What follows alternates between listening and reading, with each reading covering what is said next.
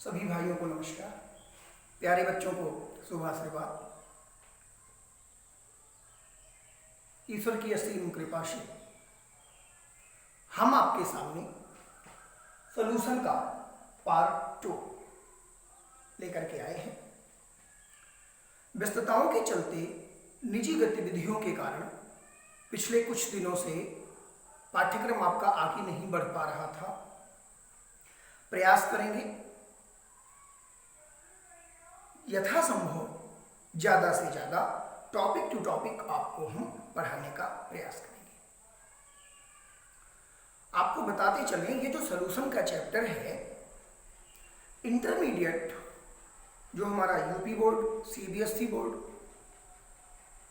उनके लिए तो लाभकारी है ही, साथ ही साथ हमारे जितने भी विद्यार्थी ज़्यादातर हमसे रिलेट करते हैं वो डॉक्टर राम मनोहर लोहिया अवध विश्वविद्यालय फैजाबाद से बिलोंग करते हैं। यदि हम उनके पाठ्यक्रम को देखें तो बच्चों आपको हम बताना चाह रहे हैं कि बीएससी भाग 3 के फिजिकल केमिस्ट्री में आपको एक बड़ा टॉपिक सॉल्यूशन का पढ़ना है। अब बात आती है डिफरेंस। इंटरमीडिएट लेवल पे छोटी चीजें, इजी चीजें ज्यादा है। बीएससी स्तर पर पहुंच करके थोड़ा सा उसमें थर्मोडायनामिक डेरिवेशन ऐड हो जाता है। जब हम आगे चलते चलते कोलिगेटिव प्रॉपर्टीज तक पहुंचते हैं, हम आप सबको एक के बाद एक सब क्लियर कराते रहेंगे। तो जब हम कोलिगेटिव प्रॉपर्टीज तक पहुंचते हैं तो वहां थोड़ा सा थर्मोडायनामिक रिलेशन भी आ जाता है जो हमारे यहाँ बीएससी के पाठ्यक्रम में है। तो कहीं ना कहीं यदि कंप्लीट इंटरमीडिएट के स्कॉलर इसको ध्यान में रखते हैं, मैं तो आपको थ्योरी के साथ साथ न्यूमेरिकल भी क्लियर करवाते चल रहा हूं।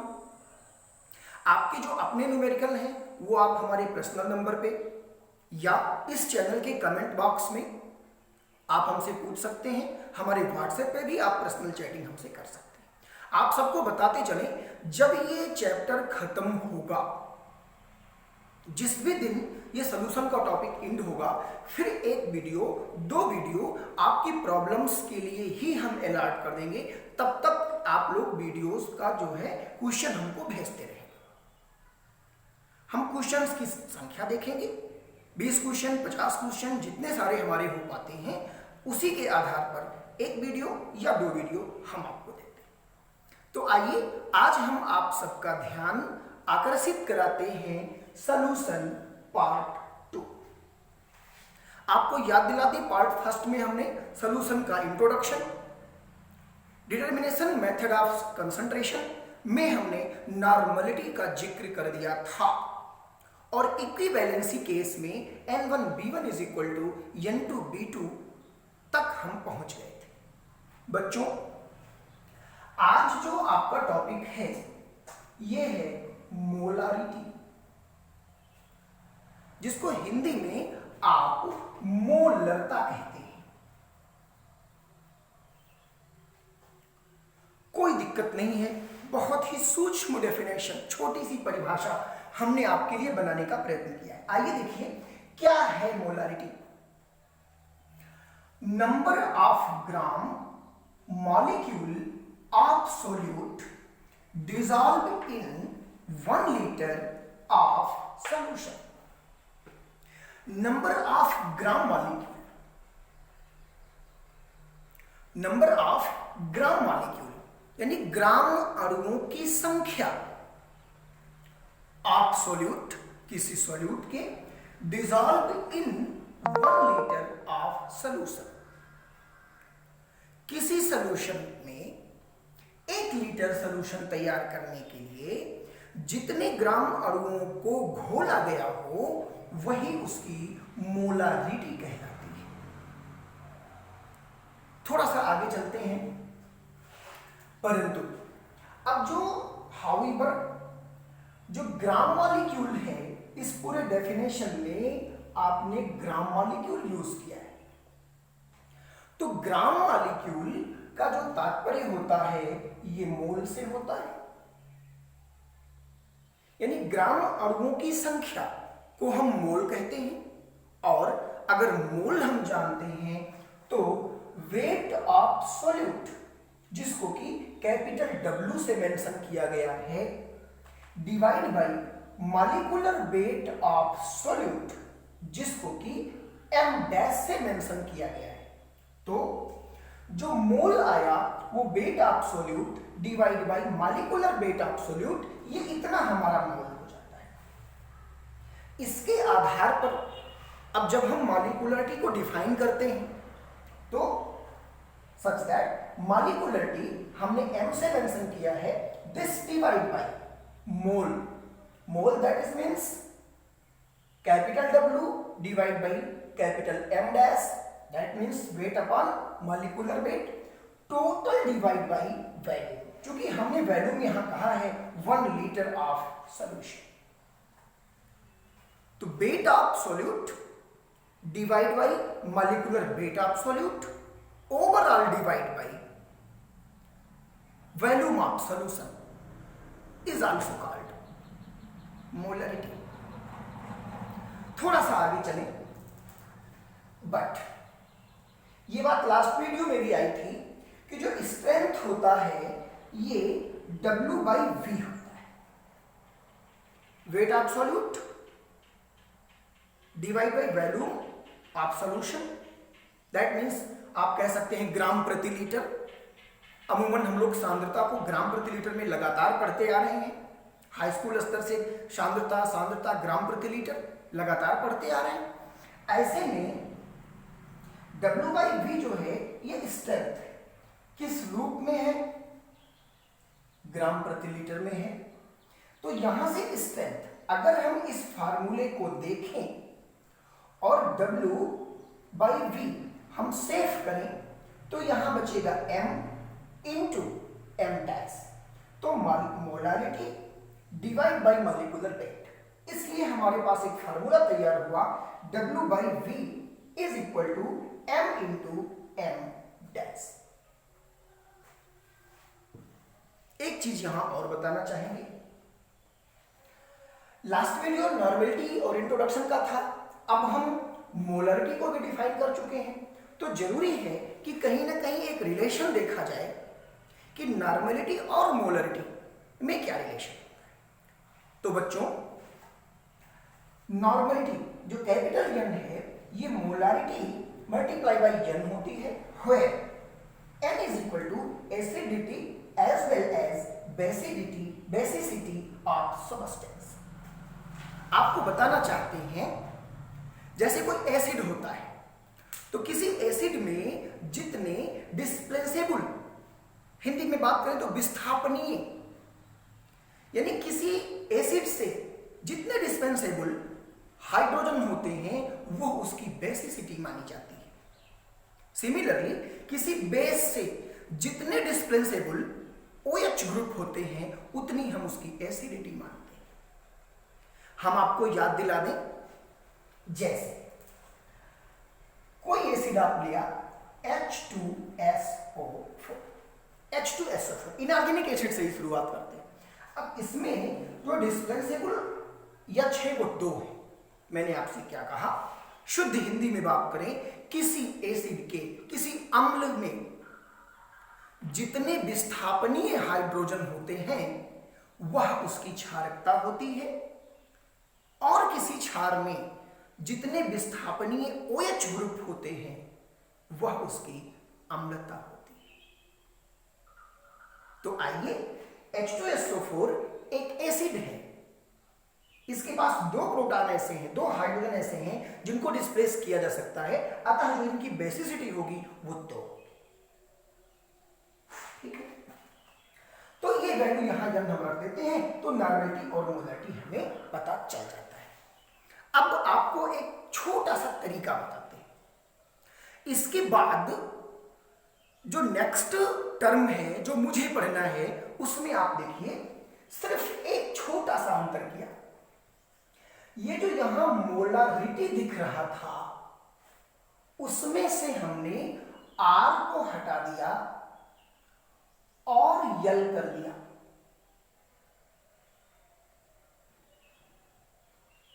अब ये हमारा हो गया मोलालिटी। सिस्टम देखिए, तरीका देखिए, आर को हटाए, यल कर दिए, अब ये हो गया मोलालिटी। चेंजिंग देखिए, जाहिर है डेफिनेशन भी बदलेगी, फार्मूला भी बदलेगा, रिकॉर्डिंग भी बदलेगी, जो कंक्लूजन आएगा वो भी चेंज होगा। तो देखो ये जो 1 लीटर सॉल्यूशन है इसको चेंज करो, लीटर को करते हैं किलोग्राम, सॉल्यूशन को करते हैं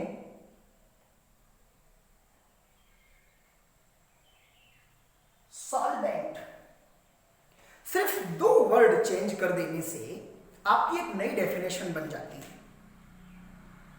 हम आपको याद दिलाएं, नॉर्मलिटी पढ़ चुके हैं, मोलरिटी पढ़ चुके हैं, नेक्स्ट हम मोलालिटी पढ़ने जा रहे हैं। मोलरिटी के आधार पर ही मोलरिटी पढ़ने जा रहे हैं। तो मैं आपको बताऊं, number of gram molecule, number of gram molecule of solute dissolve in 1 kilogram of solvent. ध्यान रखेंगे, पिछली बार यहां सॉल्यूशन था। अगर हिंदी में बात करें तो 1 लीटर विलयन में घोले गए ग्राम अणुओं की संख्या को हम उसकी मोलरता कहते हैं, मोलरिटी। जबकि 1 किलोग्राम विलायक में घोले गए ग्राम अणुओं की संख्या को हम उसकी मोलालिटी कहते हैं। तो आइए देखते हैं, जो आपका ग्राम मॉलिक्यूल है ये तो H सेम है। अब जब H सेम है तो वो मोल में कैलकुलेट होगा। फिर मोल सेम है, weight of solute, molecular weight of solute ये भी सेम है।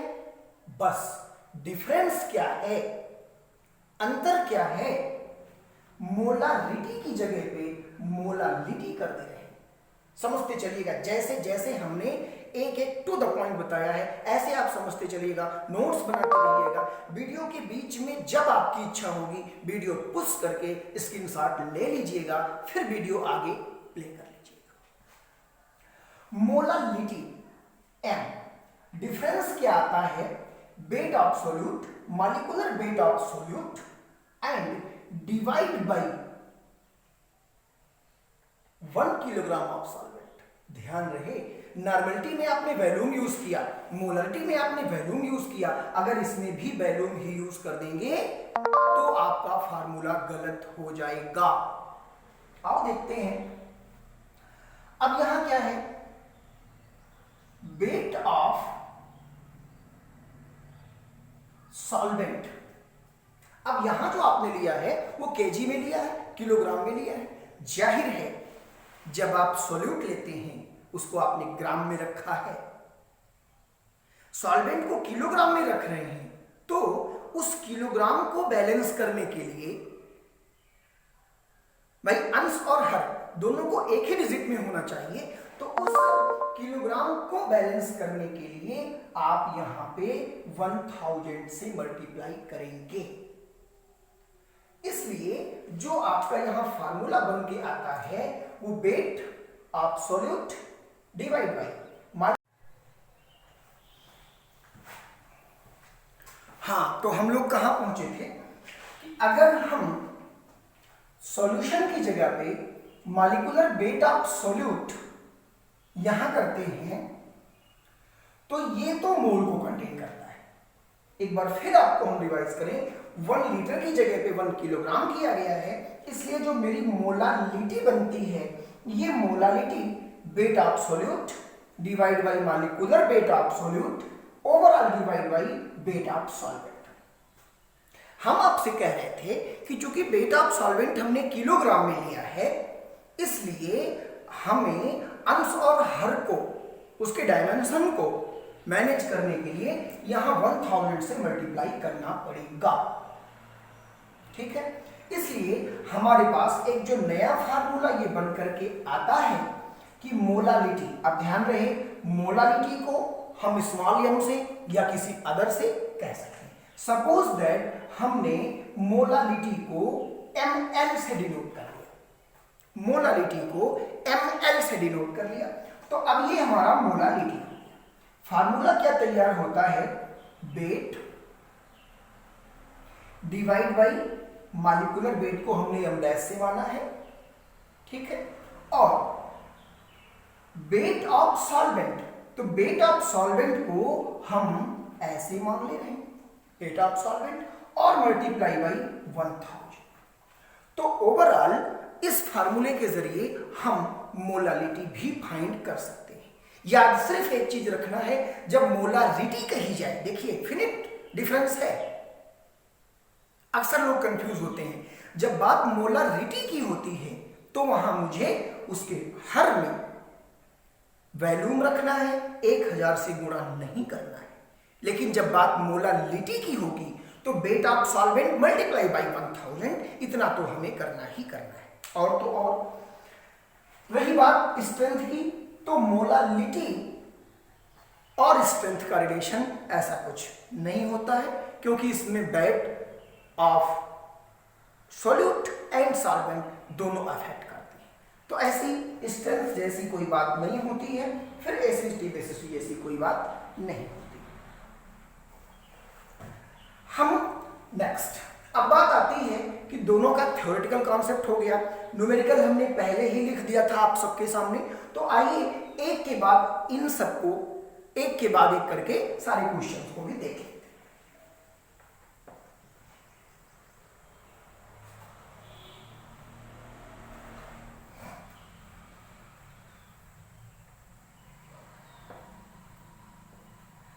आपकी हम चर्चा शुरू करेंगे। सबसे पहले first of all question number first देखते हैं। 1/10 mole dissolved in 100 ml of solution give the molarity. छोटे क्वेश्चन हैं, कंपटीशंस में आते रहते हैं और क्विक यानी जल्दबाजी के चक्कर में अक्सर लोग इन्हें मिस कर जाते हैं। ध्यान दीजिए, प्रश्न को समझने का प्रयास करें। 1/10 mole dissolved in 100 ml of solution. मेरे पास इसको सॉल्व करने के लिए फार्मूला क्या था, मोलारिटी फाइंड करनी है। मोलारिटी फाइंड करनी है तो मोलारिटी फाइंड करने के लिए आपके पास है weight upon molecular weight total divide by value. सिर्फ ये तीन चीजें, जो ऊपर वेट है वो किसका है, सोल्यूट का वेट है। तो 1/10 mole dissolve in 100 ml of solution. ध्यान रखें, जब यहां पे मोल कह दिया गया है तो मोल का मतलब वो ऑलरेडी एग्जिस्ट है, वेट अपॉन मॉलिक्यूलर वेट। तो वेट अपॉन मॉलिक्यूलर वेट की जगह पे ये हमारा हो गया 1/10। ओवरऑल 100 ml ऑफ सॉल्यूशन में डिसॉल्व किया गया, ये हो गया 100। इसको हम सॉल्व करके आंसर प्राप्त कर सकते हैं। क्वेश्चन नंबर 2, अगर दूसरे प्रश्न की बात करें तो give the molarity of 0.25 N। ध्यान रहे यहां नॉर्मेलिटी दी गई है, तो give the molarity of 0.25 N oxalic acid solution. इसका मतलब क्या है, मोलारिटी निकालना है, नॉर्मेलिटी दी गई है। ऐसे प्रश्नों में अक्सर मेमोरी एक सेकंड के लिए रुक जाती है। व्हाट मीन्स, करना क्या है, तो मोलारिटी चाहिए, नॉर्मेलिटी दी गई है। अभी अभी हमने आपको एक फार्मूला पढ़ाया था, नॉर्मेलिटी इज इक्वल टू, आपको देखते हैं कि दिया क्या है, नॉर्मेलिटी। नॉर्मेलिटी आपको दी गई है 0.25, नॉर्मेलिटी दी गई है 0.25। अब ये हो गया 0.25। कंपाउंड कौन सा है, ऑक्सैलिक एसिड। हाँ, अगर ऑक्सैलिक एसिड की बात करें तो ऑक्सैलिक एसिड COOH और COOH। आपको खुद ही दिखाई दे रहा है कि यहां से जो डिस्प्लेसेबल हाइड्रोजन है, यहां से 2H+ हम आराम से निकाल सकते हैं और उसको निकाल करके यहां से COO- और ये COO- हम दिखा सकते हैं। इसका मतलब कि इसके लिए जो हमारा डिस्प्लेसेबल हाइड्रोजन होगा वो कितना होगा, 2। ठीक है, हमारे पास जो नॉर्मेलिटी का इक्वेशन आया है ये स्मॉल m और इनटू कैपिटल M आया है। आइए देखते हैं, मुझे चाहिए मोलारिटी, तो यहां से अगर हम कैपिटल M निकाल लें तो ये n बाई स्मॉल n हो जाएगा। आप जानते हैं कैपिटल एन आपको दिया गया है 0.25। अब 0.25 डिवाइड बाई एन, दो हाइड्रोजन ऐसे हैं जो विस्थापित हो सकते हैं, तो ये हो गया, जो भी आए वो आपका आंसर होता है। आप चाहेंगे स्क्रीनशॉट ले लेंगे, हम आगे बढ़ रहे हैं इस तरह से। नेक्स्ट हम चलते हैं 5.85 gram of NaCl dissolve in 250 ml of H2O। Question को समझेंगे।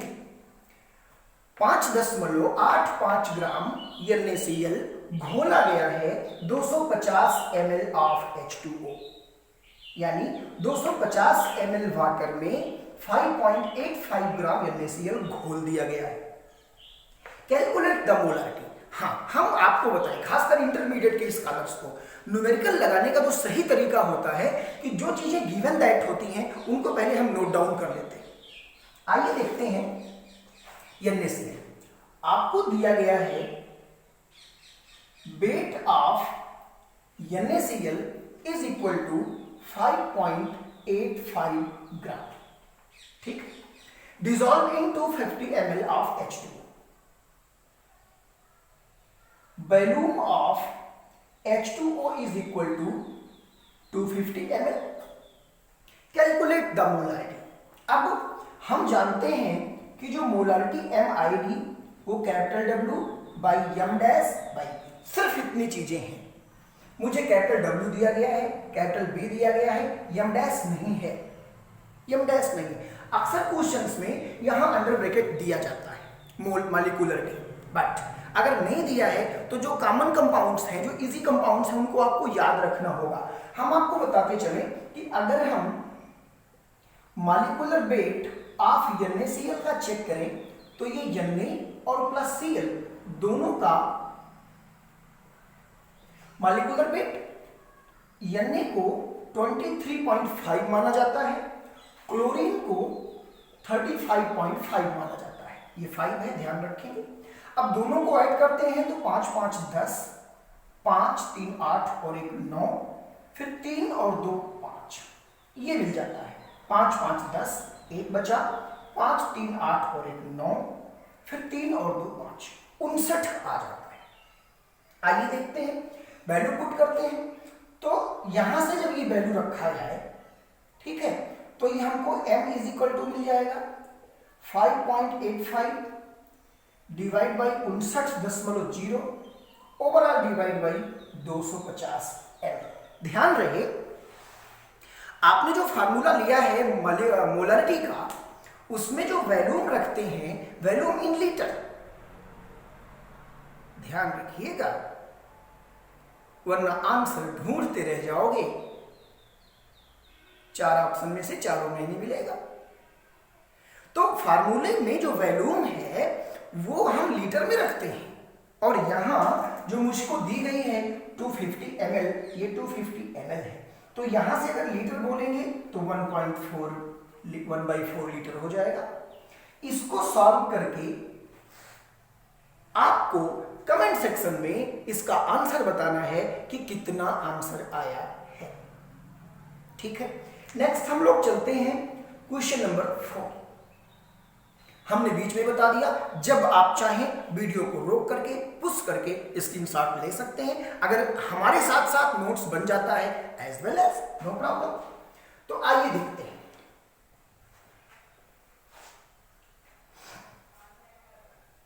इसके बाद हम चलते हैं question number 4। A sucrose solution contains 34.2 gram cane sugar among 214.2 gram, give the molality। आपको हम बताते हैं ए सुक्रोज सोल्यूशन कंटेन्स 34.2 ग्राम केन सुगर। आपको क्या दिया गया है? C12H22O11, ये आपको दिया गया है। कितना दिया गया है? 34.2 ग्राम। अमाउंट मतलब क्या? जो सोल्यूशन है उस टोटल सोल्यूशन में से आपको 34.2 ग्राम केन शुगर दिया गया है। यानी जो वेट ऑफ सॉल्यूशन दिया है वो 214.2 ग्राम दिया है। आपको निकालना क्या है, गिव द मोलालिटी। ठीक है, आइए मोलालिटी आपने पढ़ा है weight of solute, molecular weight of solute overall divided by weight of solvent और तो और multiply by 1000। ध्यान रखेंगे, अमाउंट देम टोटल इतना है, केन शुगर आपको दिया गया है तो ये आपका हो गया सोल्यूट। ध्यान रखेंगे, गड़बड़ी हो जाती है अक्सर ऐसे प्रश्नों में, लोग सोल्यूट इसको मान लेते हैं, सॉल्वेंट इसको मान लेते हैं और क्वेश्चन लगा देते हैं, आंसर नहीं आता। आपके पास सोल्यूट का भार है, मॉलिक्यूलर वेट आप निकाल लेंगे, बट वेट ऑफ सॉल्वेंट जो होगा आपको पता है, चूंकि solute plus solvent is equal to solution, तो सोल्यूट का जो मिल गया आपको 34.2 plus solvent is equal to 214.2 gram. इसलिए जो सॉल्वेंट आए वो 214.2 माइनस 34.2, तो 2 इंटू 2 में से 2 जाएगा बिल्कुल 0, 4 में से 4 जाएगा 0, 1 बचा तो 11 में से 3 गया 8 और यहां आएगा 1। सही है, देख लेना मेरी मैथ थोड़ी कमजोर है। 2 में से 2 जाएगा 0, 4 में से 4 जाएगा 0, 11 में 3 जाएगा 8, यहां बचेगा 1। ये हो गया 180। अब जब इसके अकॉर्डिंग आप अपना न्यूमेरिकल सॉल्व करेंगे तब आपको सही आएगा। इसलिए यहां से मोलालिटी, जो भी आपकी मोलालिटी होगी weight of solute, that means 34.2, अब डिवाइड बाई भाई, ठीक है। यहां आपको बताएं आपके पास C12H22O11, अक्सर न्यूमेरिकल्स में दिया रहता है, नहीं दिया है तो निकालने का तरीका हम आपको बताते हैं। हाइड्रोजन को छोड़ करके अप्रॉक्सीमेटली एलिमेंट नंबर को जस्ट डबल कर देते हैं, यानी एटॉमिक नंबर को जस्ट डबल कर देते हैं। जैसे आप यहां देखें, आपके पास 12 कार्बन है, 22 हाइड्रोजन है, 11 ऑक्सीजन है। अब कार्बन का एटॉमिक नंबर 6, तो उसके लिए 12 यूज करेंगे, 12 यूज करेंगे, तो 12 इंटू 12 ये हो जाएगा 144। हाइड्रोजन का सब कुछ 1 होता है, तो 22 गुणे 1 ये हो जाएगा 22, 11 गुणे 16 तो 11 छक्का 66, 11 का 11 और 6 17।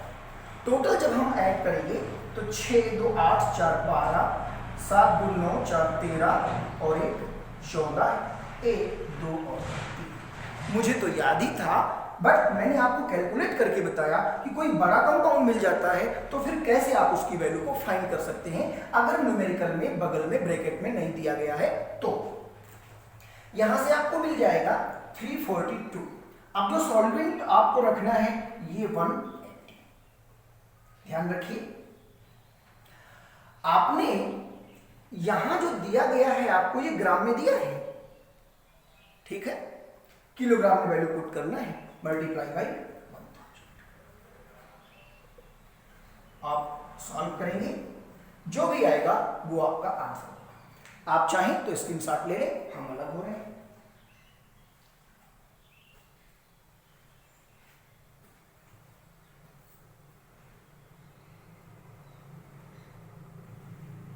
चलिए, ले लिया होगा स्क्रीनशॉट आपने। नेक्स्ट, अब हम आते हैं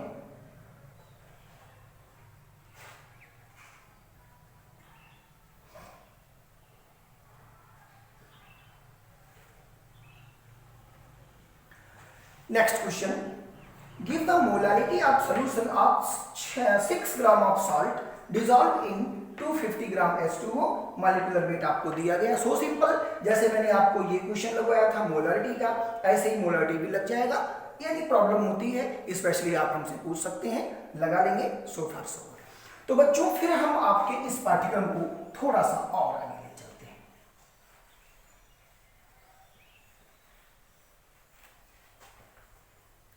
ध्यान रहे, नॉर्मलिटी, मोलारिटी, मोलारिटी, इसके बाद जो नेक्स्ट टर्म आता है वो आता है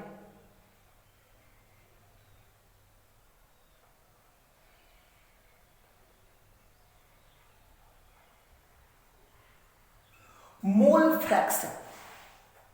मोल फ्रैक्शन हिंदी में कहते हैं मोल प्रभाज। हम आपका ध्यान आकर्षित करना चाहते हैं कि जो प्रभाज है ये एक अनुपात है। अब मोल फ्रैक्शन, मोल का फ्रैक्शन, मोल प्रभाज, मोलों का अनुपात। इसको डिफाइन करने के लिए हम आपको याद दिलाएं, आपके पास सोल्यूट होता है, सॉल्वेंट होता है, दोनों मिल करके सॉल्यूशन बनाते हैं, दोनों मिल करके सॉल्यूशन बनाते हैं। ठीक है भाई। अब बात आती है कि ओवरऑल सॉल्यूशन में उस दिए गए सॉल्यूट का क्या रेशियो है, क्या फ्रैक्शन है, ये हमको आपको कैलकुलेट करना होता है। आइए, आपको पता है कि जो सॉल्यूट होता है ये लेस अमाउंट में होता है और जो सॉल्वेंट होता है ये मोर अमाउंट में होता है।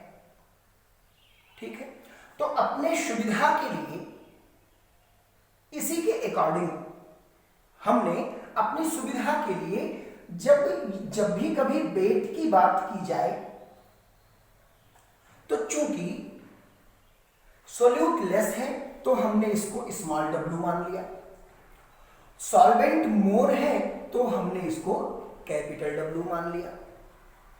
ठीक इसी तरह से जब बात मॉलिक्यूलर वेट की जा रही है तो इसको हमने स्मॉल m ले लिया और इसको कैपिटल M ले लिया। आपको समझना चाहिए। इस प्रकार जब बात आई मोल की तो अभी अभी हमने पढ़ रखा है कि जो मोल होता है वो small w by small m यहां से हो जाएगा, weight upon molecular weight. Similarly capital W by capital M यहां से हो जाएगा। और जब हम अपने सोल्यूट को सब स्मॉल स्मॉल मानते चल रहे हैं तो मोलों की संख्या को अगर n से डिनोट किया जाए तो वहां हमने इसमें इसको भी स्मॉल n कैलकुलेट कर लिया। समझते चलेंगे। सिमिलरली हमने इसके लिए भी आपको कैपिटल M कर दिया, क्योंकि ये सारे W भी कैपिटल, M भी capital, because it is placed in more amount in the solution. अब यहां से बात आती है मोलर फ्रैक्शन।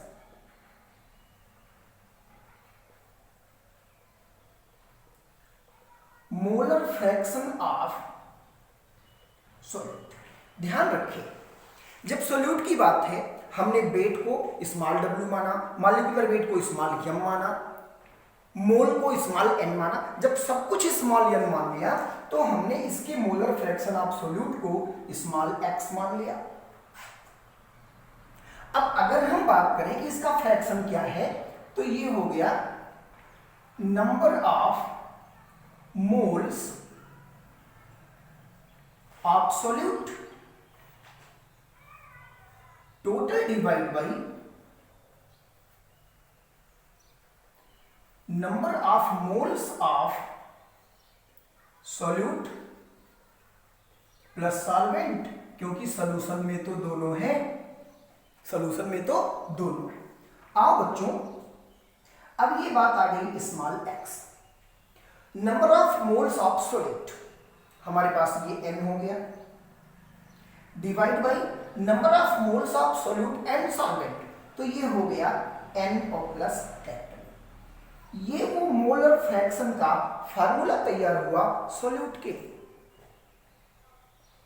अब हम इसको वेट और मॉलिक्यूलर वेट के टर्म में कैलकुलेट करें तो यहां से अगर आप देखें तो हमारे पास है क्या, small n is equal to small W by small M, नीचे small W by small m और plus capital W by capital M. देखते चलेंगे एक के बाद एक। यहां से हमको क्या मिल जाएगा, थोड़ी सी सिंप्लीफाई कर लें तो small W by small M, नीचे जो एलसीएम आप लेंगे small M capital M, small M कटेगा, अब यहां से स्मॉल डब्ल्यू कैपिटल एम, फिर ये होगा कैपिटल डब्ल्यू स्मॉल एम। थोड़ा देखिएगा भाई, एलसीएम में गड़बड़ियां हो जाएंगी। क्लास मल्टीप्लिकेशन बिल्कुल प्राइमरी लेवल की है चीजें, तो ध्यान से रखना है। थोड़ा सा इसको सिंप्लीफाई करें तो यहां से small W by small M, जब हम इसको बगल में ले चलेंगे तो ये पलट जाएगा। अब जब ये पलट जाएगा तो यहां से मिलेगा small M capital M divide by small W capital M और plus capital W small m. ध्यान रखेंगे अगर स्मॉल और कैपिटल थोड़ी भी गलती हो गई ना, सब खत्म हो जाए। तो स्मॉल एम से स्मॉल एम कटा, बाकी तो कुछ करने वाला है नहीं, तो यहां से मिल जाएगा small W capital M divide by small W capital M और plus capital W small M. यहां से आपको मिल जाएगा small X is equal to. बेटा सिमिलरली अगर हम बात करें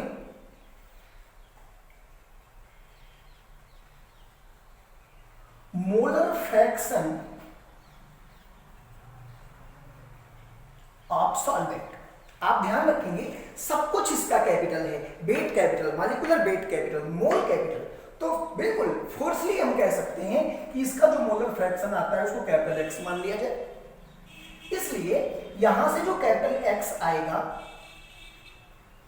वो number of moles of solvent overall divide by number of moles of solute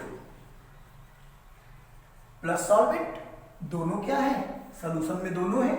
अब यहां से capital N is divide by small N plus capital N. ध्यान रखेंगे जब स्मॉल एक्स है तो स्मॉल एन अंश में है, और जब कैपिटल एक्स है तो कैपिटल एन अंश में है। आओ जरा देखते हैं, वैल्यू पुट कर लिया जाए तो capital W upon capital M divide by small W by small M plus capital W by capital. थोड़ा सा सिंप्लीफाई करते हैं तो यहां से मिल गया capital W by capital M, एक लाइन और लिखते हैं capital W by capital, LCM लेंगे small M capital M, small m cancel होगा तो स्मॉल डब्ल्यू कैपिटल एम और plus capital W small m.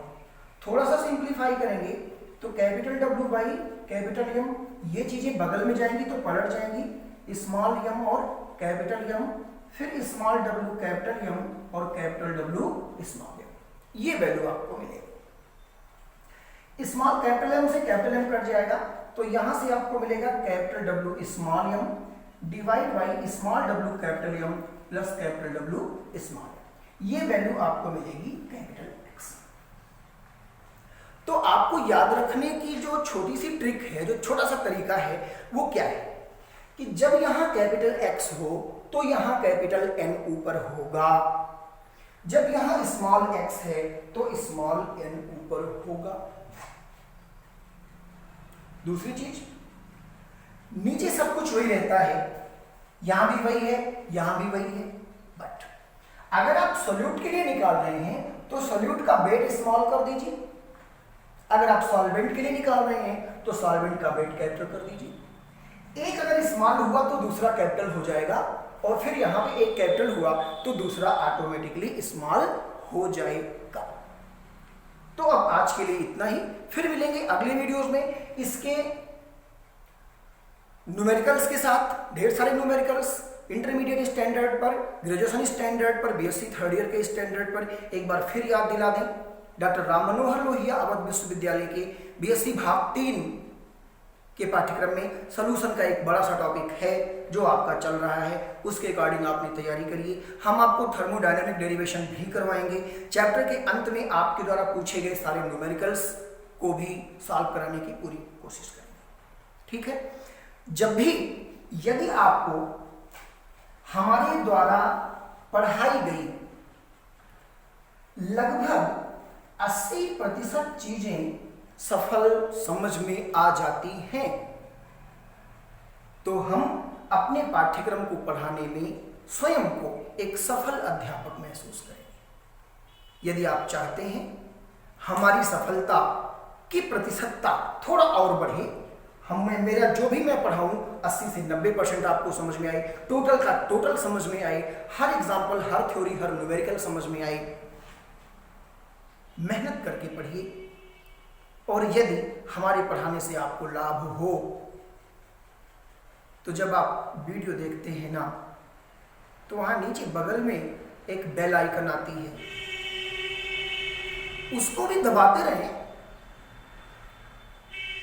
और अपने मित्रों से यथासंभव संपर्क करते रहें। धन्यवाद, नमस्कार। जल्द ही अगले वीडियो के साथ फिर हाजिर होंगे।